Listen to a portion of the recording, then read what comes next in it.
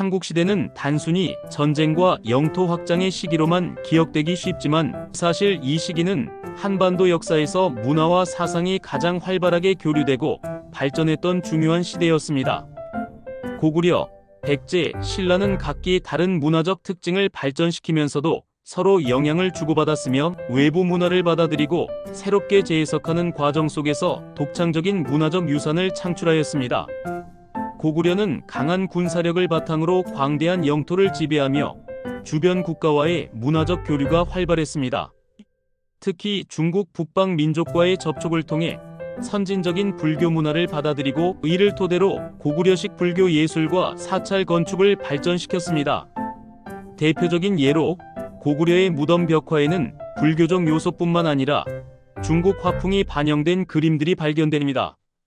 또한 고구려는 철기 기술과 농경 기술을 발전시켜 경제적 기반을 탄탄히 다졌으며 이를 백제와 신라에 전파하며 한반도 전체의 생산력 향상에 기여하였습니다.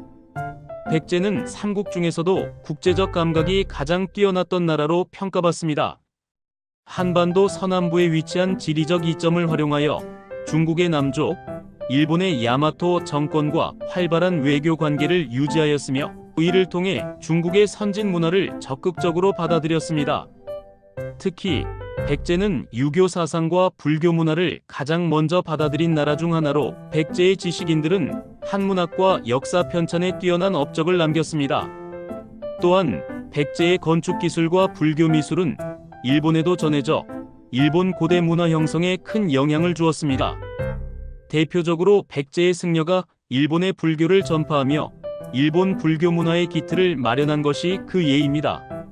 신라는 삼국 중 가장 늦게 발전한 국가였지만 내부적으로 강력한 통합을 이루며 독창적인 문화를 발전시켰습니다.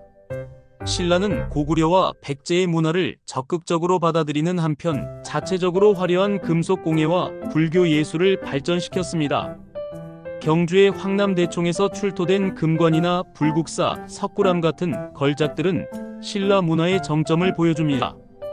또한 신라는 고구려에서 배운 군사기술과 백제에서 전래된 불교 및 건축 기술을 융합하여 삼국 통일 후에도 문화적으로 융합된 새로운 한반도 문화를 형성하는 데 중요한 역할을 하였습니다.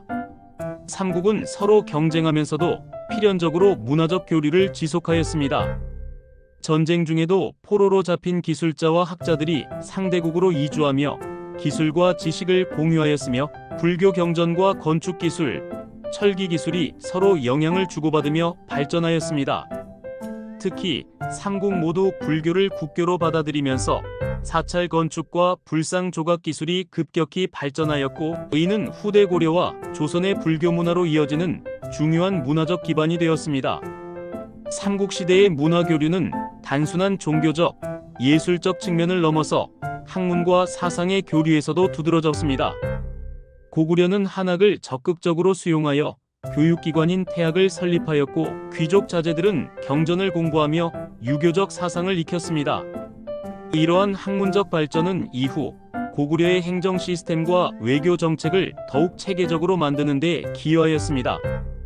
백제는 서역과 중국을 통해 유입된 새로운 사상과 기술을 재해석하여 독자적인 문화를 형성하였으며 신라는 삼국 통일 이후 이러한 학문적 유산을 적극적으로 받아들여 불교와 유교가 조화를 이루는 독특한 학문 체계를 발전시켰습니다. 경제적으로도 삼국은 서로의 물품을 교환하며 교류하였습니다.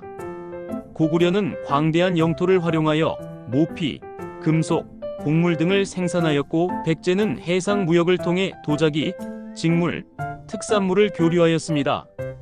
신라는 풍부한 금속 자원을 바탕으로 뛰어난 금세공 기술을 발달시켜 화려한 금관과 장신구를 제작하였고 이러한 물품들은 일본과 중국으로도 전해졌습니다.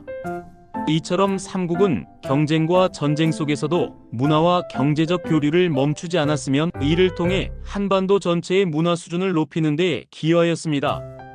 삼국 간의 서예와 회화의 발전도 주목할 만합니다.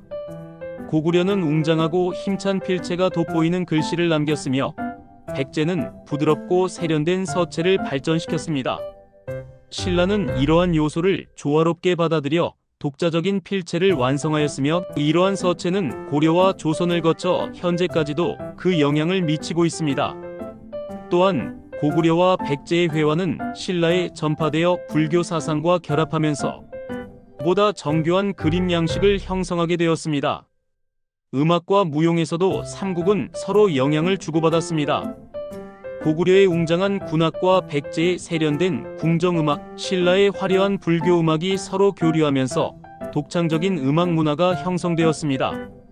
특히 신라의 향가는 삼국시대의 음악적 성과를 집대성한 대표적인 예이며 이후 고려와 조선의 가곡으로 발전하는 데 중요한 역할을 하였습니다. 이러한 음악과 무용의 전통은 삼국 통일 이후에도 계속 이어져 한국 전통 음악의 기초가 되었습니다. 삼국의 문화 교류는 전쟁과 갈등 속에서도 멈추지 않았으며 오히려 서로의 강점을 받아들이며 더욱 발전하는 계기가 되었습니다. 이 시기에 문화적 교류와 발전이 없었다면 오늘날 한반도의 유산도 이처럼 풍부하지 못했을 것입니다. 삼국의 영토 싸움 이면에 숨겨진 문화적 발전과 상호 교류의 역사는 단순한 정복의 역사보다 더욱 중요하게 평가되어야 하며 이를 통해 우리는 전쟁 속에서도 문화가 어떻게 살아남고 발전하는지를 깊이 이해할 수 있습니다. 삼국시대는 단순한 영토 확장의 시대가 아니라 다양한 문화가 융합하고 새로운 문명이 탄생하는 중요한 시기였음을 다시금 인식해야 합니다. 감사합니다.